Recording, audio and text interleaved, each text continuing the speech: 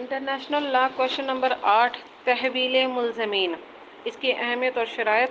ایک میں لکھیں گے تعارف میں لکھیں گے بعض اوقات ایسا ہوتا ہے کہ کوئی شخص اپنی ریاست میں جرم کر کے دوسری ریاست میں جا کر پناہ لے لیتا ہے۔ وہ ریاست جس میں جا کر وہ پناہ لیتا ہے اخلاقی تقاضوں کے تحت اس فرد کو متعلقہ ریاست کے سپرد کر دیتی ہے جس میں جرم کر کے بھاگا ہوتا ہے، اسے تحویل ملزمان کہا جاتا ہے۔ نمبر 2 پر تحویل ملزمین کی تعریف۔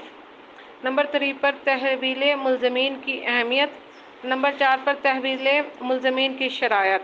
اے معقول ثبوت، بی مناسب تحفظات، سی تحویل ملزمان سے مستثنی، ڈی جرم کی نوعیت، ای متعلقہ جرائم کے خلاف کارروائی۔ نمبر 5 پر لکھیں گے تحویل ملزمان کے اہم واقعات۔ اے ریو منیر کا واقعہ، بی برطانوی حکومت کا موقف، سی جرمنی کے سابقہ کثیر کا مقدمہ۔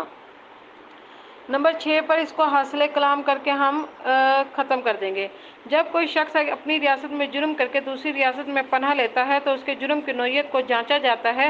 اگر جرم سیاسی نوعیت کا ہو تو مجرم کو پناہ دے دی جاتی ہے، لیکن اگر ریاست کے خلاف جرم کیا گیا ہو تو مجرم کو متعلقہ ریاست کے حوالے کر دیا جاتا ہے۔